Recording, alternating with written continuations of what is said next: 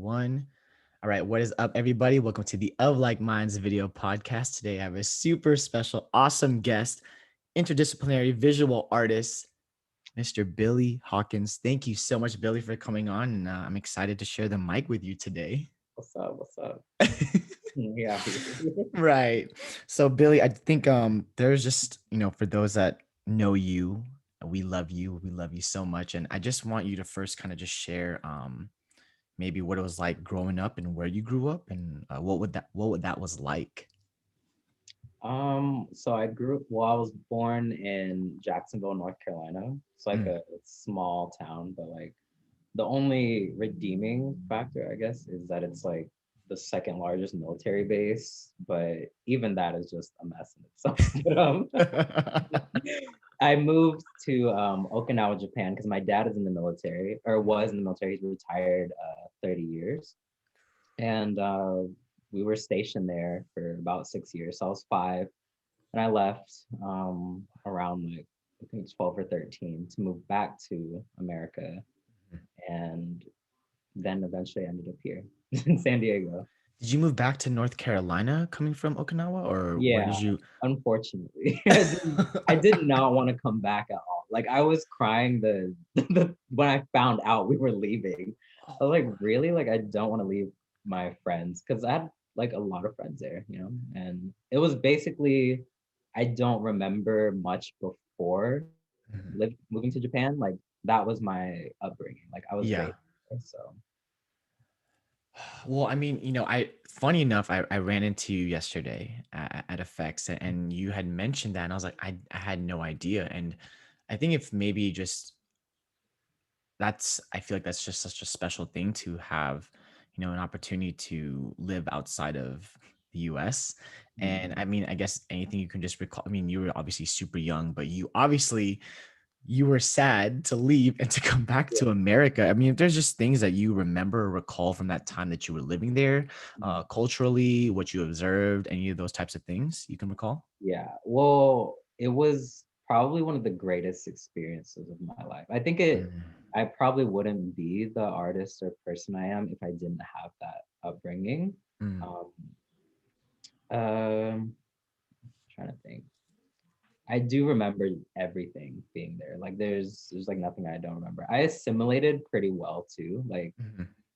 I joined karate. Like I did Okinawan karate. I got Okay. my junior black belt in Okinawan karate. Wow. And I was doing taiko too, the shima daiko. Okay. Yeah, I was doing the taiko performances that you see at like Japanese festivals and stuff Hmm. like that.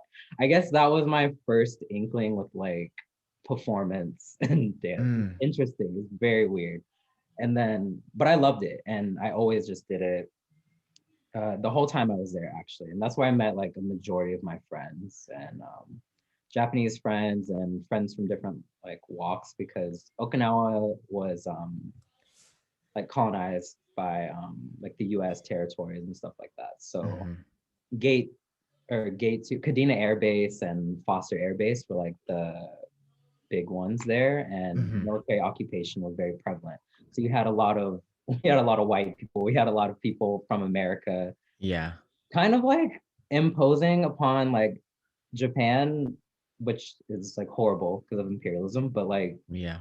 it's also a great experience. And I had nothing but great run-ins with Japanese people. I think they were amazing. And the culture like was heavily embedded in me too.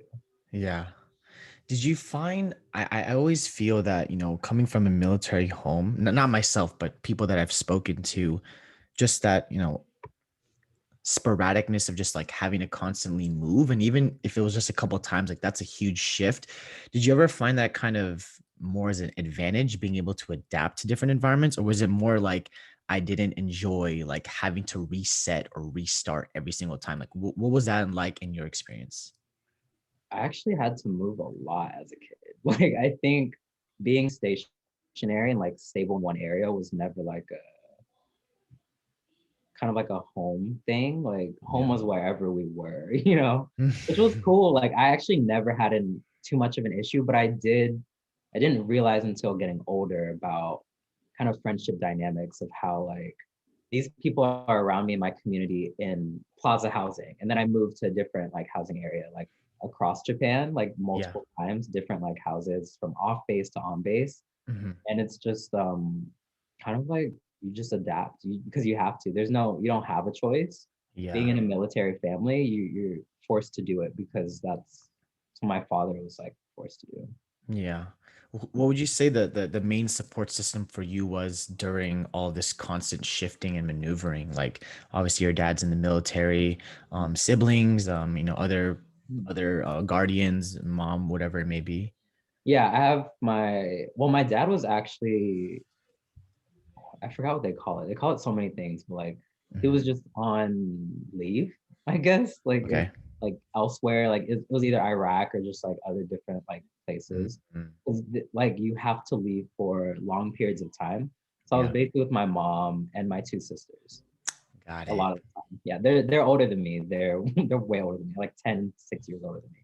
So I'm the baby. I'm baby.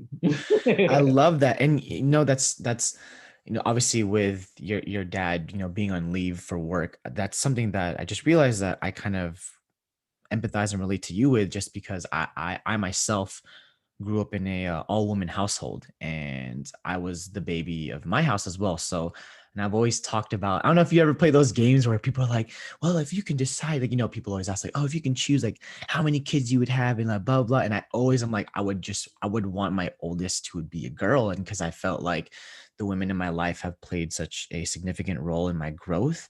And I don't know if you can maybe just talk about being the baby and having two older sisters and having a loving mother. If you could just talk about maybe that impact on you growing up and maybe the stability they provided for you in a time where you were constantly moving. Yeah.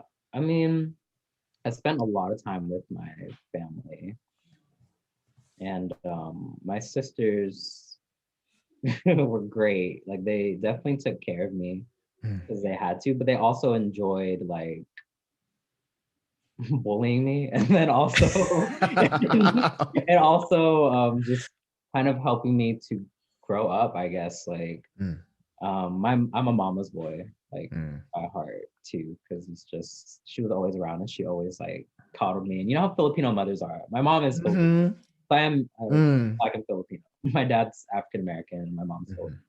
Yeah.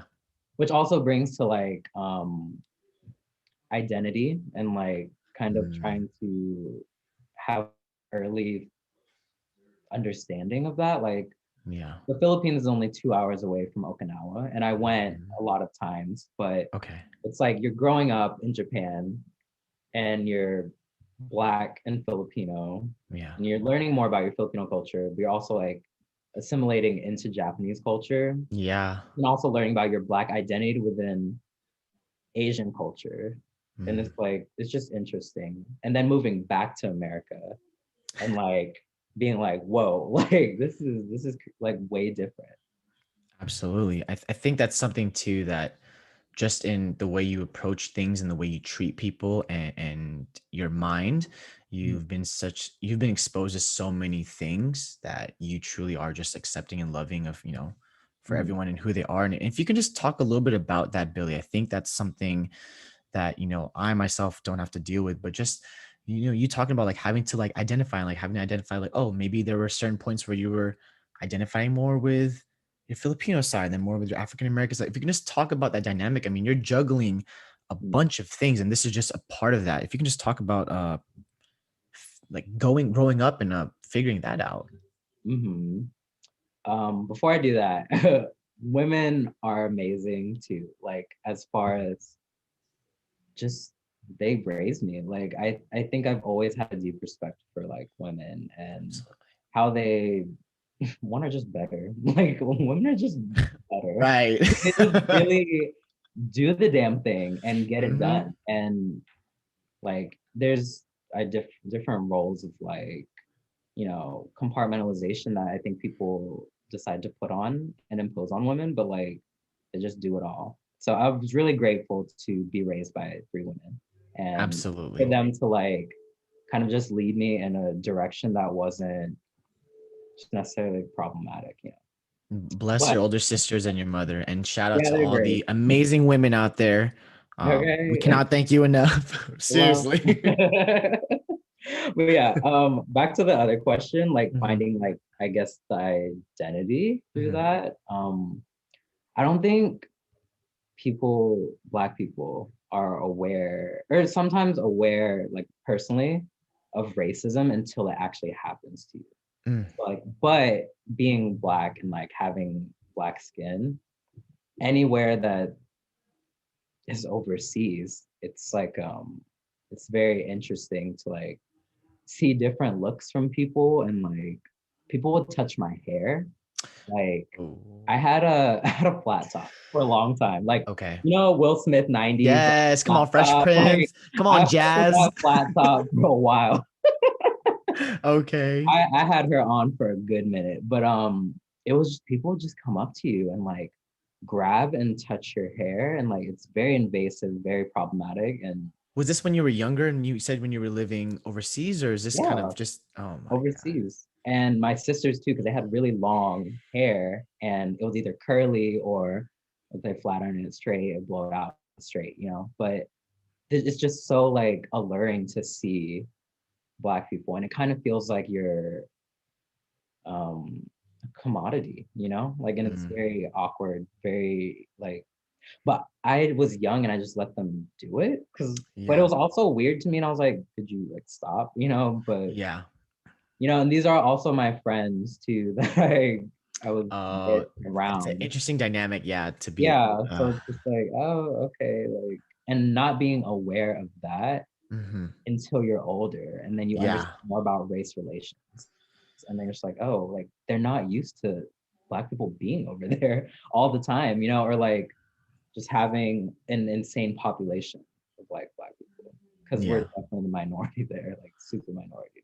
Did you ever, maybe in the moment, if you can try to think back to what maybe your mentality was, but in those moments, do you think it was more of like, this is awkward, I don't know how to handle this, or more like, okay, I'm just gonna like kind of go with it? Like, what do you even think? Obviously, all the information, all the experiences we've gone through in like Yeah, those 2 decades since then, a lot has changed. We've learned a lot, but if it's obviously a different time, a different place, a different mentality, what do you yeah. think you're maybe thinking during that time? Because that's got to be really confusing at the Mhm. very least. So maybe if you can speak what you were thinking.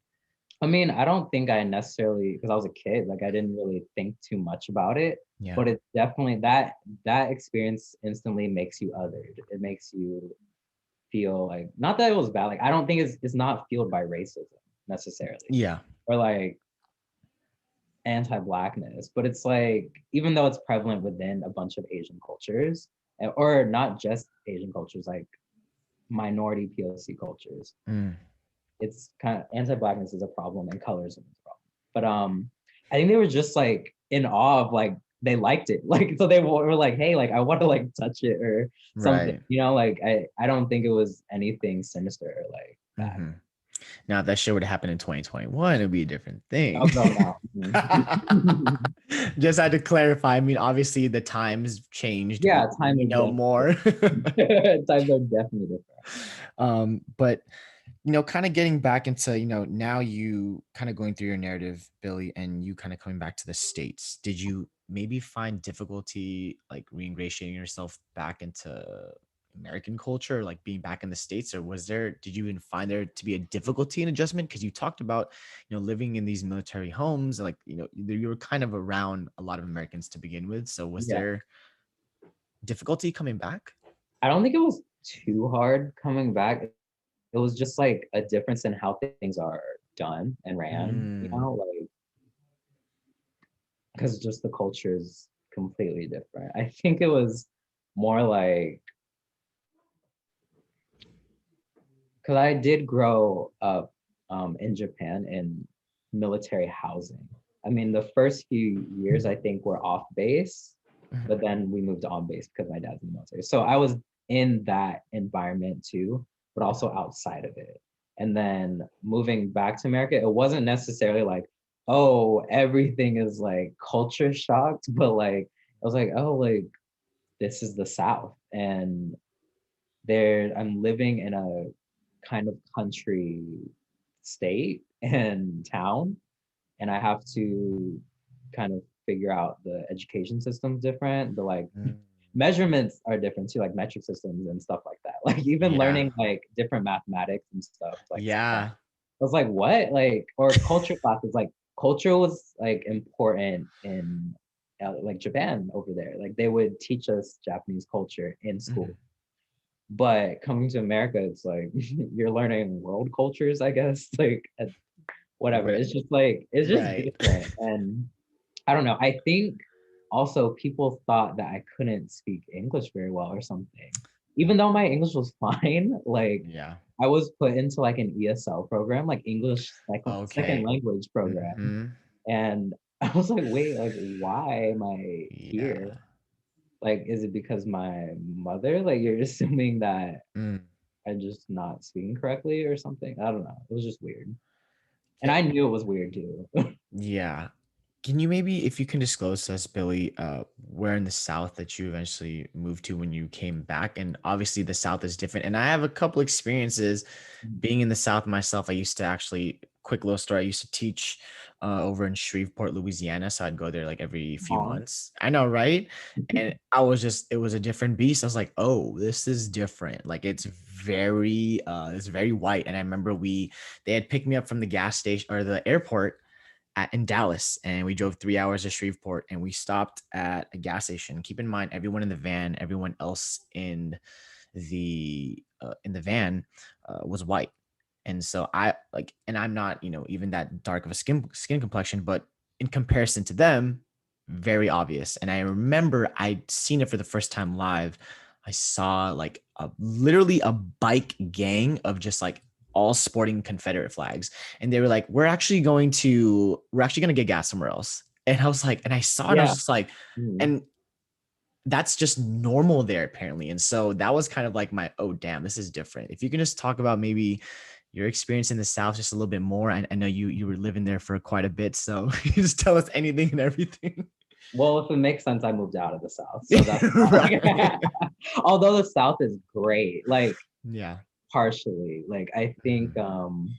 the great thing is like it's a giant like microcosm of Black people. Like the Mhm. South is prevalent with Black culture, rich Black culture. Yes. And that dates back to slavery, like civil rights movement, everything. All of these Yep. big movements, even the what is it? Civil War, right? Like all of these things were because of trying to escape like Yes. oppression and all of these every institution that would like harp on Black people and like every law that was made after like Jim Crow, everything, all of these Yeah. things is just a conglomerate of the South, and that's our history, that's our culture, and Black music, everything, like all of these things born from the South, and it's so rich and great, but the white nationalism is so Mhm. prevalent there too. Like Yeah.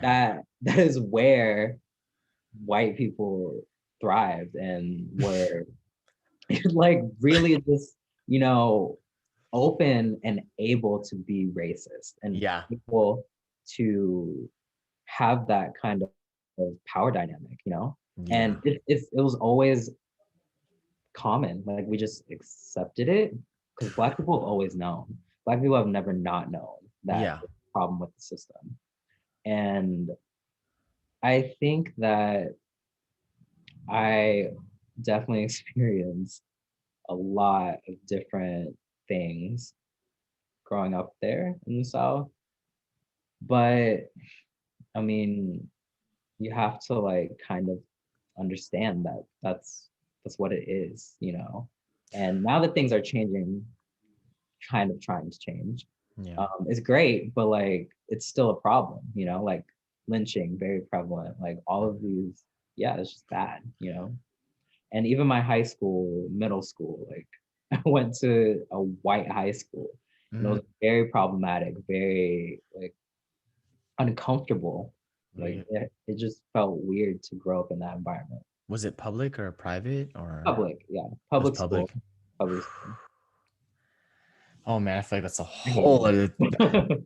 I feel like that's a whole other thing. And Hmm. do you just to kind of touch up? There's no way I can like ignore that. But do you think that was the problem with the high school you speak of? Do you think that was more so the other students that were attending, or do you think it was also kind of, the admin and those in charge that had power influence kind of also influence and like enabled negative or bad things to kind of go on in that culture, do you think? Absolutely. Right. Every problem with it is the institutions and people who are in power, which are generally not of minority. So it's like everybody's white, everybody's older, and everyone's from a time where it was okay to treat people Mm, like this. And it's never okay for that, you know? And like I've experienced racism from just about a majority of my teachers, you know? And mm, then when you see a teacher of color, you're just like, oh my God, like finally someone could quite possibly understand me. mm. But even some of those teachers that were available to me still didn't like give me any kind of understanding of my own identity. So I had to figure it out myself. Yeah. Absolutely. Now, you talked, Billy, about when you were in Japan, and I've always noticed, I think as a people and a lot of the people I've been surrounded by, that we kind of find this oasis in like in art. And maybe if it's people we can't rely on, it's maybe an art form or something that we can do that can really just make us feel like at peace or at home. And I just kind of wanted to get to the origins. You talked about you had done taiko and you had done like some martial arts. And I mean, even if you can just, a big part of all of us that know you now, or for those that are tuning in and listening to this and just getting an intro to Billy's narrative, just how you got into visual arts. I think that's a huge thing, is like kind of the intro and like, one, how you got introduced, two, Yeah. like what ultimately was like, I'm curious about that. And I'm going to like, that kind of piques my interest. Like, how did that give us that initial origin story of you becoming that artist? What a time. I think I've always been a creative person. Like when you're a kid, you don't know like Mhm. that crafts are like generally like available to you until you're like in like kindergarten or something, and like you're always like kids pick up crayons and stuff like that. Like it's just you're always like it's a tactile thing, like your hands, like kids do things with their hands a lot. Mhm. So whatever they can get their hands on, they want to like create something. And like art, is it's unspoken. Like you don't have to talk about it. You do it. Like you just do it. And you're a kid, you're just like making scribbles, you know? Yeah. And I think my parents just randomly always bought me like books, like drawing books and stuff like that. Mhm. But it was more on me because I was interested in tracing and drawing. Okay. So my sister, I would say my sister, my oldest sister, Susan, she was an artist. She was like a Renaissance woman. She's completely inspired my artistic journey. And like Mm. I didn't even know at the time. So she did sports and like all her life. Like she did softball, basketball, track, and won multiple awards for all of this, like Mm. scholarships and awards. Like she's so great. Yeah. She also drew. She was an artist, and she also was the dancer in the family. She was like a hip Mm. hop dancer. Like she would actually be in Japan dancing. Like she had her own like dance crew too. Not, I don't think she was like Okay. the captain of it, but like she was a part of a dance group there, and she That's was amazing. so lit. Like Yeah. she ate the girls up. Like she also got jobs background dancing for artists that would come to Japan. Wow. She would dance for, she's gonna kill me. She danced for Little John and the East Side Boys, danced for No. Nivea. What? Yeah. Over in She did. Japan, they would go over and just, Yeah. wow, that's And amazing. other artists that would come, like she had such a go-getting like type of attitude. She could do everything. And that Mm. was really like as a kid, just a learning. Like that's my big sister, like that's Yeah. someone that I look up to. Hmm. And I was just like, wow, like she does all these things. And I didn't know that it would rub off on me actually. Yeah. So yeah, she was kind of the front runner. She walked so I could run, and then or at least fast walk, because girl, I ain't running. I ain't running Right. nowhere. We know you ain't running. You ain't running on Okay, FX. is the bus running though? But yeah, so I think I would always ask her to draw me things. And I think I got so fed up with asking her because it'd be like pulling teeth sometimes. Yeah. And I was like, I just want to do it myself. So I would go to the Mhm. Scholastic Book Fair and I would never look at the books that my teachers would try to like aim directions at like what you should be buying. Right. I've Of course. I've always been the kid to do the opposite of what anyone wants to do. Like, and I didn't care either because I wanted my own self-satisfaction Yes. and I wanted to draw. So I would get drawing books I and love. buy all of the Scholastic ones and then I would trace them. Like I didn't know how to draw from visually looking at something and then translating to paper. I would just lay Mm, the paper over it and trace during class wow. every day, all day long. I would get in trouble for it.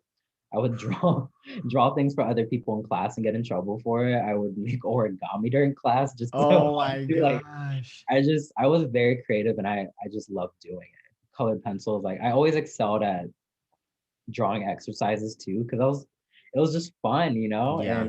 you don't know as a kid what you're doing necessarily, just like this feels good to me and I want this feeling again. Mm, So fast forward through all of that fun experience as a child to being in middle school, moving back to America. And I remember reading a bunch of Shonen Jump magazines. Like manga had a big influence on me wanting to draw because it's so cool. Like when you get into yes. Naruto, you get into Bleach, you get into One Piece. Oh, Bill, you need to go back. My Oh, internet, I sorry. don't know go back like the last 20 seconds because you were like, and I was literally talking to the camera. I was like, oh, looks like we're gonna have to do edits on this video anyway. Dang. But Okay, if you just go where back, did I you last thing I heard is that you were talking about how the impact of Shonen Jump and you were talking about Naruto, Bleach, and then literally after that, like you paused out for a second. Okay, yeah. So like I was definitely inspired by manga, Naruto, Bleach, One Mm-hmm. Piece, Mm, the big three back then. And yes. it was just it's like alluring to look at because you see emotion in anime, like, and then you see the manga drawings of it. You're Mm, like, wow, like these are really good. And I want to be able to do that too. So I actually have this one drawing that kind of changed the course of my artistic journey, I guess. mm. And I remember the date kind of, it was like February 16th, 2000 something. Wow. And I had just opened up to, I still have it. I have my drawing book in my room with me because I look at it all the time. Okay. And it's this drawing of Gara Okay. Naruto. And I don't know what compelled me. Like it was just really random. I was in my room and I was like, I just want to draw it. So I took like computer paper and like this purple colored pencil. And then I was like, and I just kept going. It was a bad drawing, but it was also good because it sparked the idea. It was like, whoa, like this is my first drawing Mm, without tracing and without mm, like, so you know you have your training wheels, like you're just learning to mhm. how to not have that reference anymore. Because Yep. I wasn't one of those bitches that did the math conception type thing. So math conception with art is like drawing the squares as like for an arm, the circle Yeah, as a like the shoulder, a circle for a mhm. head. That was not it for me. Like I was too impatient for that. I wanted to get to the destination. So, Right. but you know, like, and even now, like, I still don't feel like math conception helps too much. But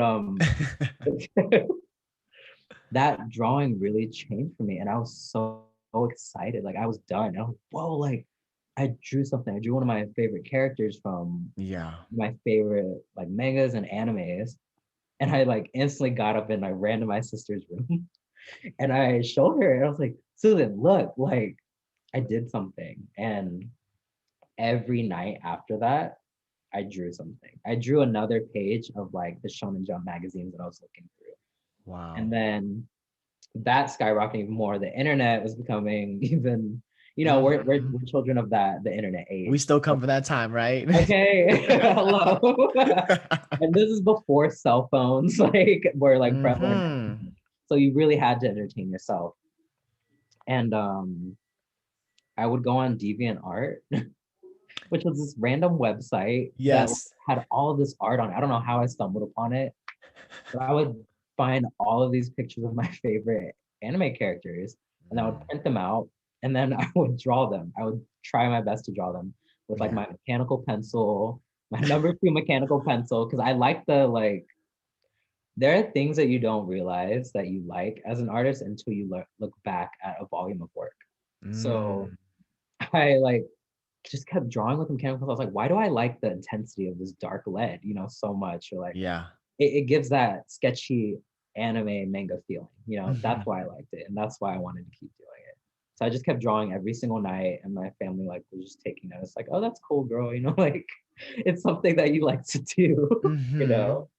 And yeah, it was just like from there, I just kept going. Like every single night, I didn't stop. Like I kept drawing, I kept printing things out, and also I had the time. I was a very Mm, lonely kid, I think. yeah. My sisters were there, but they were also older than me. Yeah, they're way So older. You said that, yeah. yeah, they were older than me and they were generally out the house all the Mhm. time. And Mhm. then I was just left to my own devices most of the time. And I didn't have many friends in when I moved back to America. Yeah. I think that kind of accelerated my will to just want to entertain myself. Mm, So yeah, I just drew all the time. I Like love that. When did it even strike your mind, Billy? Obviously, it's kind of a spoiler alert, but you deciding to take it to another level and pursuing it at, higher education. Like, when did that first even become a thought? And then, like, actually actively working towards that? I don't know. I think middle school was like where I was drawing a lot, and then I had that binder, right? So I would carry that binder around every day in class. Thankfully no one Mhm. stole it because like those drawings are lit.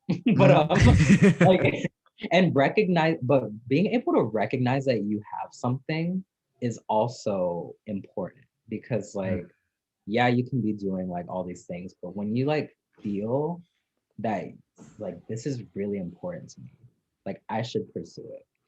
But I also just did it because I loved it, and it was fun. So high school, I continued making art still, but I started going into art class. So like, okay. and that I wouldn't say it changed me because my art teacher was like annoying. And no shade, but shade because she was rude. Like she was Mm, hella rude, and but she also saw something in me. So I'm not gonna be too mad at her. right. Like she knew that I was like different, I Mm. guess. Like built different. I'm just kidding. But Hit different, built no, like different. when I would when I would go to class and I just loved like drawing or whatever. And given all these assignments, like we have to have structured assignments. We have to learn art history, not like targeted art history, just general art history. Mm, And it's kind of boring, but it's also like you have to know about it. And yeah. you have to learn all these different techniques, like of how to make a drawing, how to do all these things and whatever. So it was cool. I was just there and left to just doing what I wanted to do, which is kind of like a theme throughout my life. Like I do what I want and I do what Mhm. I feel is right. So I think we had an assignment where we had to start painting. Mhm. Finally, I was so excited because like I've been wanting to like start painting. Yeah. And then she just let us do whatever we wanted. And I never followed the assignment. That's kind of like I was just like a thing with me. I don't know what it was. I just didn't do what I was told, Mm. but it always turned out relevant. And that was cool. Like, it was like a first acrylic painting or something. I drew one of my favorite like pop stars or something. And then yeah, I was hella into J-pop back then, like Japanese pop music. No, And then people clown me for it, but it was just like your first like portrait painting. So yeah.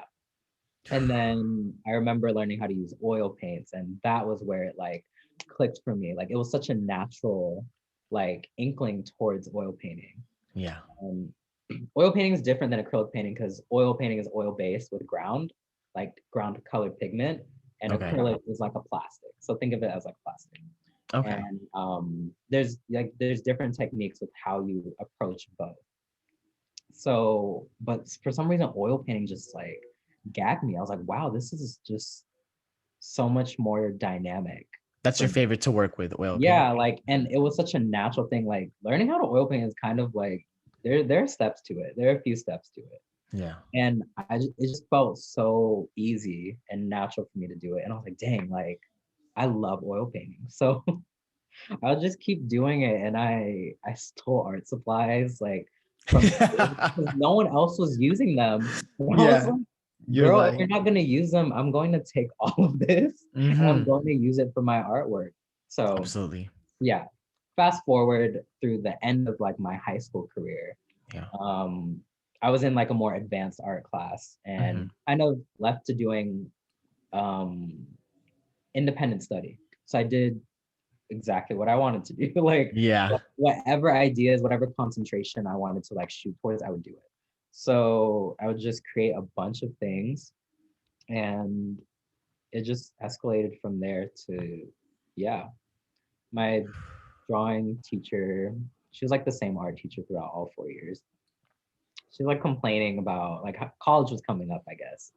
And she was like, you should be submitting like a portfolio or something. I was like, well, why do I have to submit a portfolio? Because you want me to, you know? And I just didn't do it. I And love it. then she was mad, but I was like, girl, like I'm creating what I want to do right now. So I'm gonna do what I want. And then Mm. for some reason, I don't know how I applied to my college program, but I did. It was UNCG, University of North Carolina, Greensboro. Mm. So it was like 3 hours, 3.5 hours away from my hometown in Jacksonville, Mhm. more inward. And I just applied to the art program against my parents' wishes because they were under the impression that I was in sports medicine like in high school, which was weird Mm. because my high school's so dumb. You had to like, yeah, and they know that too. So they made us pick like majors within the like just selecting classes like arts majors and then like medical majors. And my parents kind of just like wanted me to go towards that medical area, like Yeah. Filipinos and like black parents and Yeah. stuff like that. Getting a job, like Hmm. I'm like, okay, but it's not the job I want. And then Right. I knew that I never wanted to be that. Like, and the more you force me to do something, the more I'm gonna be averse to it. Mm. So anyways, I just applied and I got in. Like I can't believe like I got in. So, and I just applied on a whim, you know? It was my Wow. first school. So and I didn't have to submit a portfolio or anything. So it's just like, okay, cool. And Amazing. then I told my parents and they weren't very excited about it. So I would say support wasn't there 100%. I was just gonna ask. Yeah. Yeah. Yeah. Like I had to support myself and be happy with like this is what I want to do. And Yeah. I'm not going to shake for that, you know? Do you think that because you talk about your older sister Susan just being having delved into all these different spaces, did you maybe didn't feel the support from your parents as much because they more so were focused on just like want to get a for sure career, right? Did you at least feel some support from your older sisters, or did you kind of feel more isolated going into college and higher education pursuing art? I think my sister supported me a lot. Mm. Because I would always take my drawings to her so she could critique Yeah. them and look at them. I'd be like, look, like, what do you think? And then she'd tell me like, oh, you should fix this or you should move this or something. And like, Okay. she would help me out. So she she just like coddled that in me, which was great because a lot of people don't have that or they don't have direct access in their household to that. Right. So I guess like just being artistic and creative was just a commonality, but it wasn't supported as a career because it's not sought after as a career as far as making money, and that's what your family wants you to do. Absolutely. Yeah. No, My other understandable. sister was out of the house though, like she she was married and stuff like that. So I kind of didn't reconnect with her much until she moved back a little bit. Got it. Okay. Now, if I think there's this like really big battle right now, especially at the time we're recording this video. We are still in a pandemic. And, that's a big thing is deciding, is higher education a place that people want to Yeah. invest in still, just mainly because a lot of the experience now is just remote learning. And so at least you and I were fortunate enough to still experience in-class learning, especially, with art.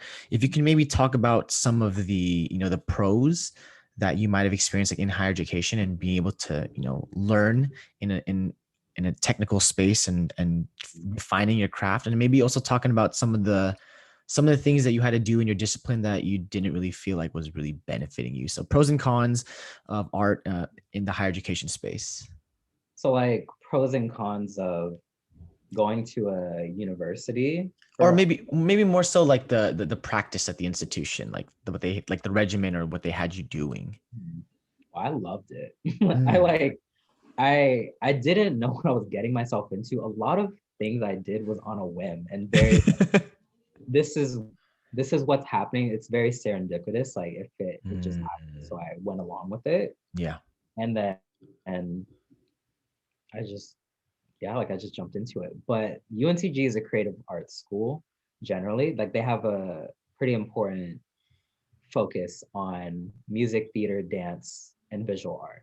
Mm. So, which I also didn't know.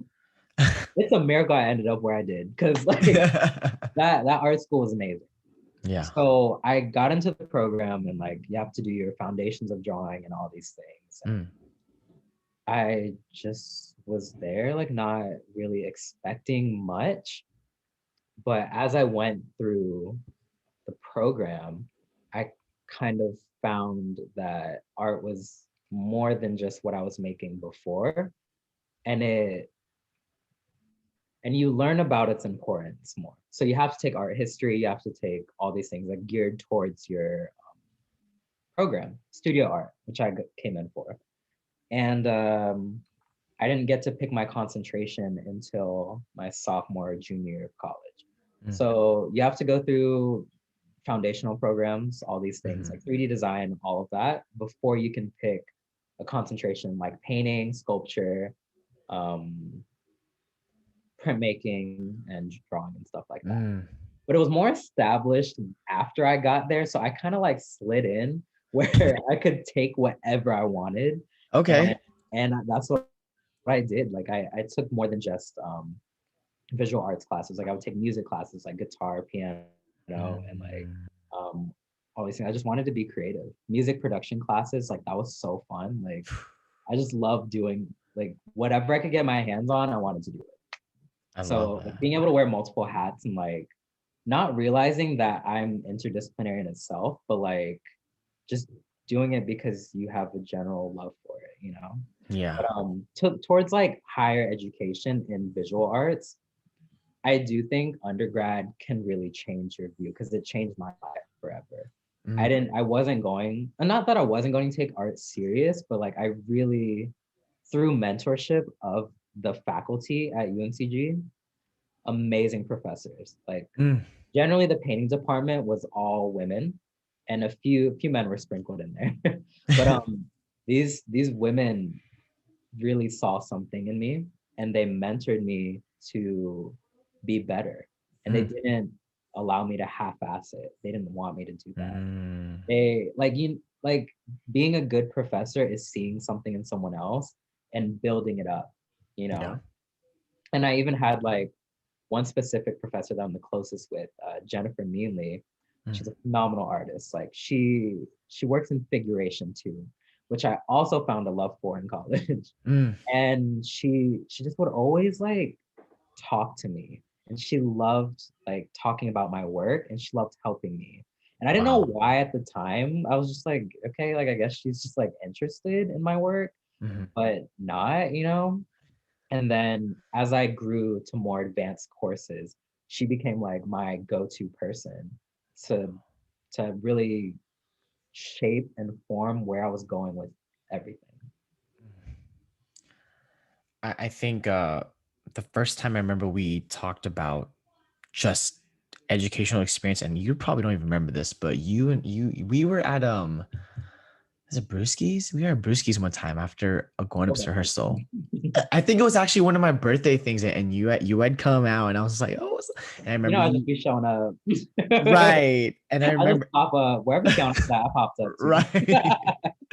But I remember you first telling me, and we got to share a little bit about our undergrad stories, and it's refreshing. I think, especially, just the outside forces. When you decide to pursue something and that you feel so passionate about, Mhm. and then everything else and everyone else is pretty much telling you like, yeah, you really want to do that, and it really is just so warm to know like, wow, like here's someone else that even in a completely different art form like gets it, like the way that you feel about that at that time is the way I felt about dance at that time. And it was really awesome to click. And I remember that conversation happening, a few years ago, a couple years ago. And Mhm. to hear you talking about now, like extensively, and the support you had, I think that's something that we cannot take for granted. And if you wanted just to shout out more, if you've had other mentors or other professors that really kind of built you up, I think we're only as good as who teaches us and who guides us. Yeah. And if there were other staff members that stood out or that really had your best interest outside than like,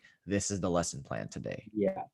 I think what's great about having a studio, like studio geared university degree, Mm, was that like it's unconventional. It's highly unconventional. You mm, don't go to class to sit in the desk or anything. You're in a giant studio that mm. you have 24/7 access to. And you can go in and work whenever you wanted. Ugh, I didn't have that before. Like you don't get yeah. studio space, like you work in your room or something. And I'm Hmm. currently working in my room now. Yeah. So it's Yeah. like, Yeah. let me plug this charger in. Hold I up. She was was going, like, I was she like, was going yank she, us. she was like, I need the juice. I need the juice. Okay. Oh my gosh, it's like okay. So I will say though, support is an interesting thing because I got so many, you shouldn't be doing this from everybody around me. Mm, Just about everyone's like, can you make money off of it in the future? Like, are yeah. you gonna make a future, like a career out of it? Yeah. I'm like, yes. Like, but I don't think I got that confidence until about my sophomore to junior year of college. Because Mm, that's when I decided like this is something that I want to take seriously because my mentors see something in me and I'm starting to see it now for myself. My other professors were Miriam Steffen and Barbara Campbell Thomas. Each different disciplines, different ways of like creating work. But Jen was definitely my like that was my part, like my buddy. Like she mhm. was my like the main professor I always went to, and I can't express the actual like my gratefulness for that because Yeah. she would always come to me and just give me art books to look at that she had in her library. Let me come in her studio to work with her. She would make me critique work with her during class. Like it Wow. was definitely like a favoritism thing, but also, Okay. but when they see an art student that is excelling at a rate that's like Mm, very individualized and not very static. Like yes. the noise of art school is like everyone's making the same thing, or like you're all doing the project the same way. But like when people are more unconventional or have their own ideals and like kind of like purport that, Yeah. that's interesting. And that's why professors want to work with you. Mhm. So I was very lucky and I to this day, like I'm thankful to still be in contact with them. And I talk to them all the time. I follow them on Instagram and everything, and I support them. Mm. And they still support me and want to see me do better. I think when I would say I'm probably just rambling because I just love art so much, but No, we love it. We love it. I my junior year, there was a program that was being advertised in the school program. Mm. It was the New York Studio School Drawing Marathon, and there I was just looking at the poster one day, and my professor just walked by, and she was like, "You should apply to that." And I was like, "Okay, like cool." So I just applied, whatever. On a whim. Yeah, on a whim. And I got a call that they wanted to interview me. So I was like, oh, cool. So I had the interview on the phone then, no preparation involved. And then she asked me, she was like, well, what are you gonna do if you don't get into this program? I was like, I guess keep making art. Like it's just like a 2-week program, right? Or a summer program kind of. And she's like, well, you got in. So I was like, okay, well. Just like that too. Love it. I mean, it's not that my parents didn't support me, but financially they did help me Yeah. get there. I got my first credit card and I flew to New York by myself for the first time flying by myself because I've Wow. flown everywhere as a kid. Like I traveled Mhm. all the time as a kid. But this was me like being an adult Mhm. in New York City and like just not knowing how to take care of myself necessarily, you know? Like college is like adulting on training wheels, It really is. depending on the person. Mhm. And it was a great program. It fueled my love for drawing even more. Like it was also validation that like I'm good enough to get in somewhere. Mm. And that program really helped me to just see that, there's a lot out there and there's a lot more you can do. So I came back and it heavily influenced my drawing capabilities and I just kept Yeah. going with that. And senior year, we had a departmental award. It's called the Artistic Merit Award. Mhm. And you have to apply, you have to submit a portfolio, you have to submit like statements, you have to submit a budget of all these things, that you're gonna do with the money. So the award came with $1,000 to buy art supplies, and then you get your own show, like your own solo show at the end of the year. So I won that award and I No was way. so gagged. Like I was so geeked. Like I was like, oh Oh shit, my I won. Like, God. wow. So I had $1,000 to buy art supplies. And I Wow. used That's every cent of that. I ran that bill up. huge. I was like, this is free range to get all of these materials, that I That's I would amazing. not normally have access to. Yeah. So that also solidified a validation for me that like this is kind of like a general direction of where I need to be going. Wow. And was there a name for the award? Because or just Yeah, the like Artistic Merit Award. Artistic Merit Award. I can't you say know, it right. I mean, like, especially at that point too, it's like I can only imagine like, how geeked out you are. Like, okay, it's cool to be the winner, but you're like, also I get like that's a free $1,000. I get to like literally play and get whatever I want to play Yeah. with. So Oh, it was an award by another Greensboro artist who mm, was an alumni or alumnus of that school and that program years ago. And he would give it to one person every year in the senior painting department. mm, And yeah, so you win it. And a bunch of my friends that were really good before me won that award too. And like, I was like, they're wow. so phenomenal. Like, it would be great to win it. And then, yeah, so that happened. And I bought so many supplies that I still use today, and I still have them. Love. What's it been like? I'm interested to know, Billy, during COVID and obviously, we always talk about, working to pay the bills and that transition. And then the real work starts when you get off the clock. And what's it been like creating for you, given our current climate, during quarantine? Like what's that been like? Has that changed you? Has it affected you going into it emotionally, spiritually? If you can just talk about what it's like creating art during COVID and kind of adjusting to, the new world right now. It's really interesting because I've always had my studio set up in my room, Hmm. and because I can't pay for studio space, I can't afford it. Yeah. And which is generally like a lot of things for artists until you can. Hmm. But I think the pandemic specifically was when I started taking art more seriously because dance was kind of a major focus first, and Yeah. then yeah, hey. And then it kind of like I guess tailed back later on, back to painting because I was applying to art school. Sorry, I'm like getting sidetracked. Oh, you could. I was applying to art school around the time of the pandemic Hmm. for my MFA program, Yeah. for an MFA program. And I didn't get in the same day that the lockdown had initiated.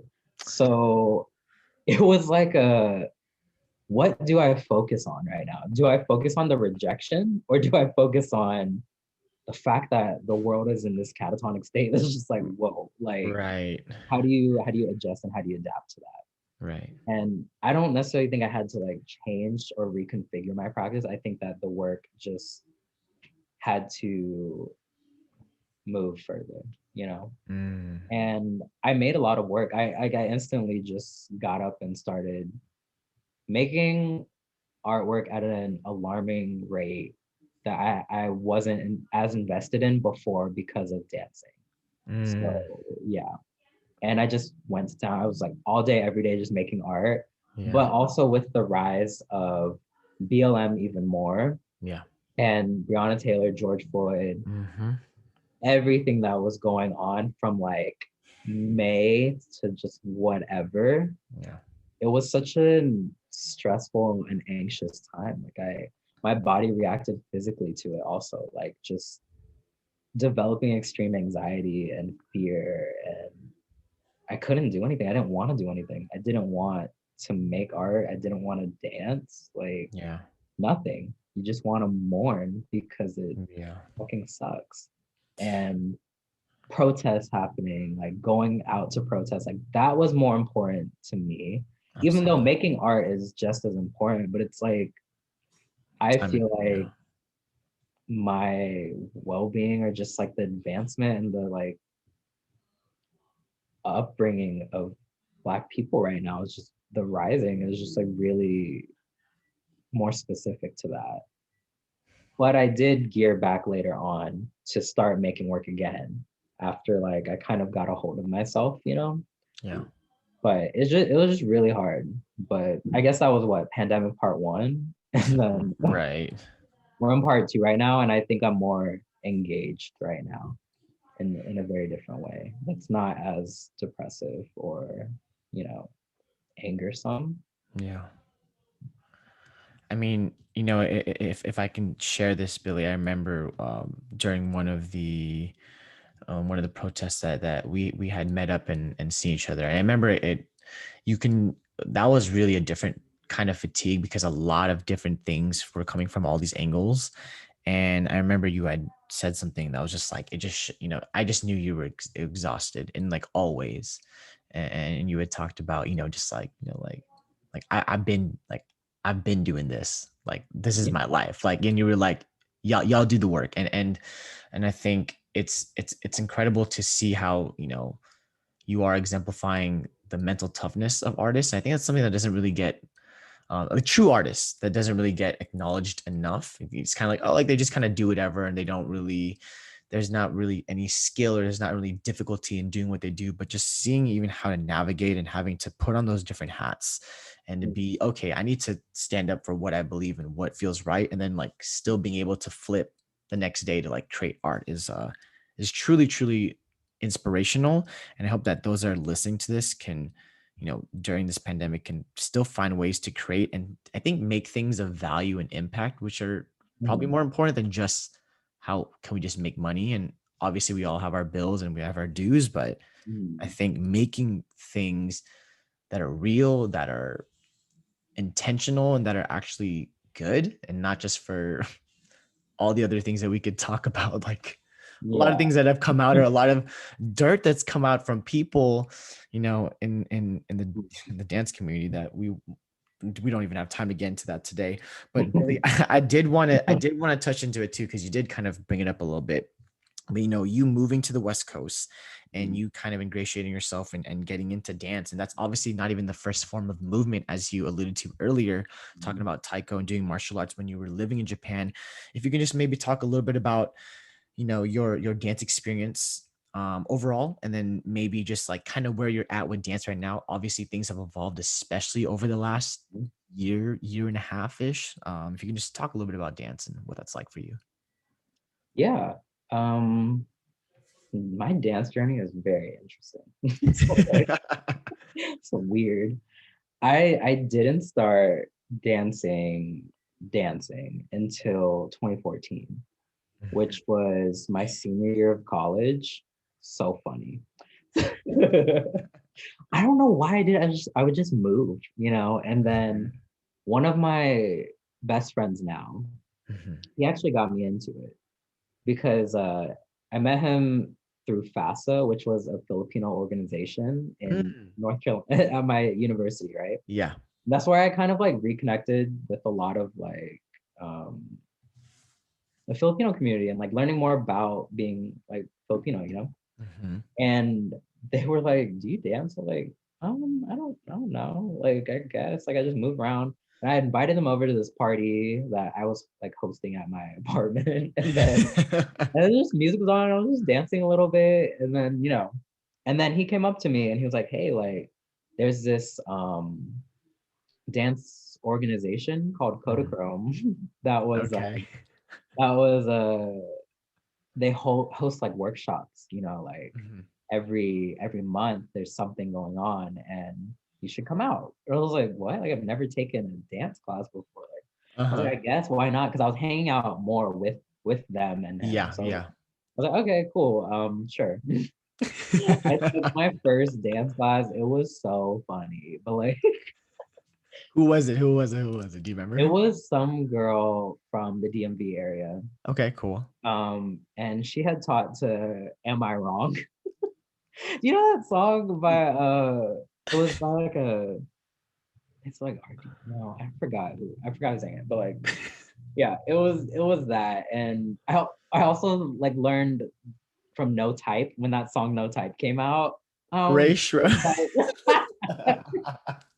That was like one of my first jams. It was so funny. But yeah, Love like it. I don't know why I was really like excited about it Mm, because I mean obviously like it's fun, but I was like, this is an interesting like environment that I've never been put in, mm. even though I've had like my sister's like experience, with Yeah. and kind of like my family just growing up valuing dance and music. My Yes. family was heavily Mhm. bound with music and my own culture, like Black Yes. history and Mhm. just dance. Like my whole family dances, like it's cool. Yes. And then I was like, okay, well, I want to come again. Like I want to keep coming. And I kept going to these workshops, meeting people, and I just found like, and this is in North Carolina, and I found like, I guess community with that, and I didn't understand what dance community was. I was just Mhm. like, oh, I'm like, there's a community of dancers. Anyways, yeah. So like I would just train a lot. And then one of my friends kind of like mentored me. Like he was just he was like a freestyler. He's like freestyle based and like but he also did choreography and like we were cool. So Mm. I would always go to the college dance studio with him and just dance. And like he would teach me choreography and I was like, okay, I guess I'm gonna learn it. And then and then it just I kept wanting to do it. It Yeah. actually got so invasive that my senior year, my painting professors were like, "What are you doing? Where Wow. are you going?" Because I was never like in the studio as often as I was before. Wow. I used to live and die in that studio. Like I was always Mhm. making work. And then dance came in the picture and I was just like, I just want to like move. Like I really want to move. I want to go travel an hour or so away just to go to a workshop and meet my Yeah. friends and dance and learn. And I don't know.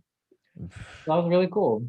And then I just kept going for, I guess, the last few years I was in North Carolina.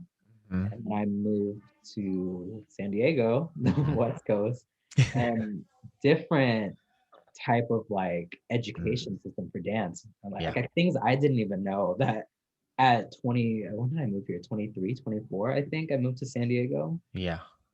And I was just learning, like trying to catch up that studio kids learn, like Mm. as children. So I was like, oh, what? Like you have to do this. Like this is polite. This is etiquette. Yeah, yeah, So yeah. yeah, that dance journey was interesting to start off with. It's funny too, Billy, and that running into you at Studio Effects, which is, one of the studios that is, still open today during the pandemic. But, and I won't disclose to you, I'll let you decide that. But it was nice because I did run into you, texted me actually. You're like, is that you in your car? And then we ended up meeting outside.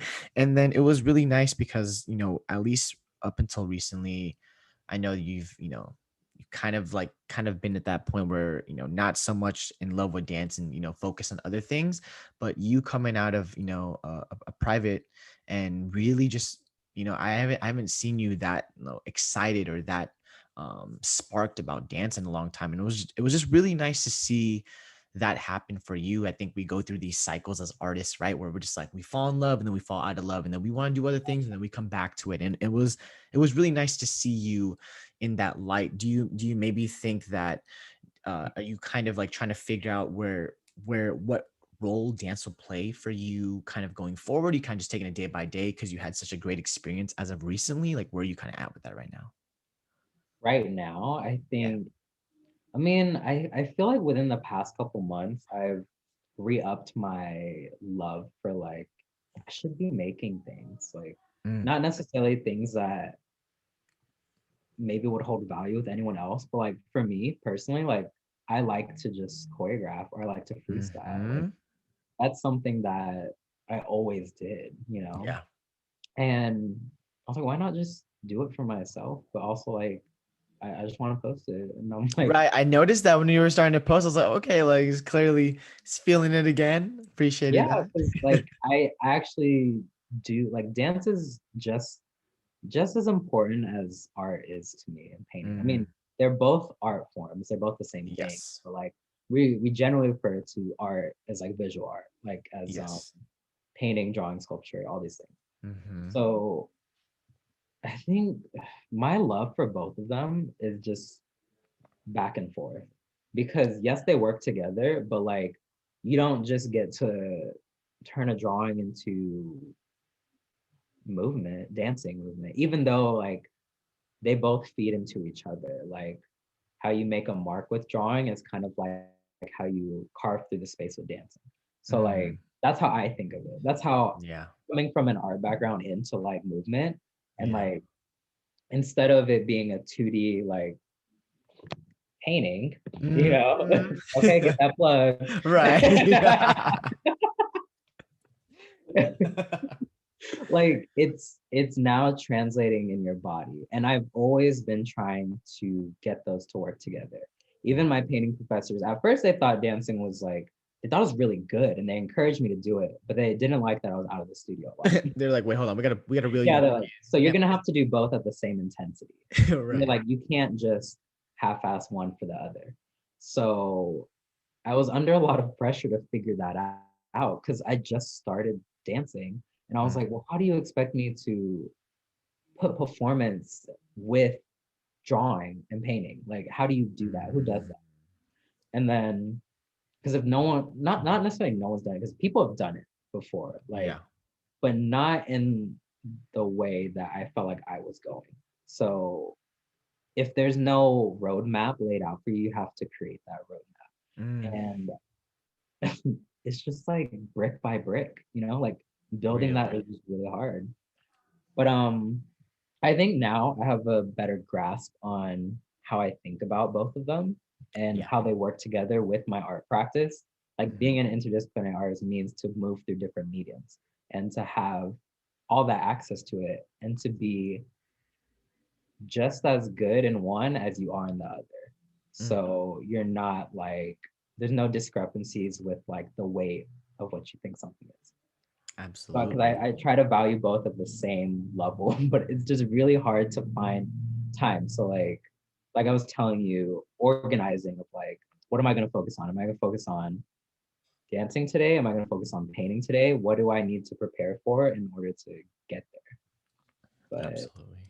I will say that I'm excited now about work I'm making finally, Mm, and it's just growth as an artist, you know. absolutely. Well, you're kind of alluding to it now, but if you can if you feel, if it's cool, the piece behind you, I don't know if if you want to tilt up your screen or Oh. if you maybe you created this, correct? 100. if you just maybe, if you can maybe share with the audience just about the piece, just whatever's important, whether the inspiration or maybe what kind of ultimately made you this piece like come to life, like what if you can just share like some important things about this piece. I mean, it's in the background, and I think Yeah. I've just been staring at it the whole time. I'm like, I need to know. This is an old piece actually. Like when I first moved to San Diego, Hmm. and I finally decided to start like painting again. This is a piece on wood panel. It's 47 by 48, and it's fairly large scale, but Yeah. I'm generally used to working bigger. So like I like to work wall mural sized a lot of the time, Yeah. and because it's like I just feel like my hand like extends beyond like little compartmentalized She's a pages. full range of movement. Okay, full out. But this piece is called super, like it's a play off of superimposition, because these figures are superimposed on each other, Mm. and it's like super, I'm positively insecure or something. So it's like this figure with Wow. different mirrors around like Yeah. the piece, and kind of just alluding to self-acceptance, I guess. That's kind of like a thing. A lot of my work is figurative. Like I like drawing people. I like drawing Yeah. um, bodies. Hmm. Throughout college, it was very like a engaging thing for me. Like even when I first started out in that drawing binder, like it was I was drawing portraits, like portraits from shoulders up or like full Hmm. body, like manga drawings. Like I loved drawing people. I don't know why. It's like I think it's a psychology thing. Like I like knowing about people that are represented, and Mm. also representation thing, because Black art in general is not necessarily represented in the historic practice of the Western art history. So it's just like these were statements of me, like inserting myself as a queer Black like artist, being like, this is my life and my experience.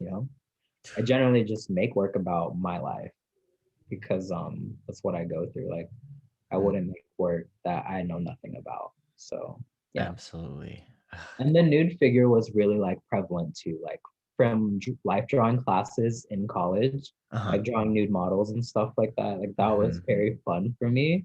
Yeah. And like, whoa, like you can, like the body has an infinite scape of angles, motion, and like you learn so much about people from it. Mhm. And I like engaging with people, even though like I'm a very like reserved person. Like I generally like to be by myself, but Yeah. I do like engaging with people too, and Yes. that's like the point of art, is to like have conversation with people. So yeah, it was really cool.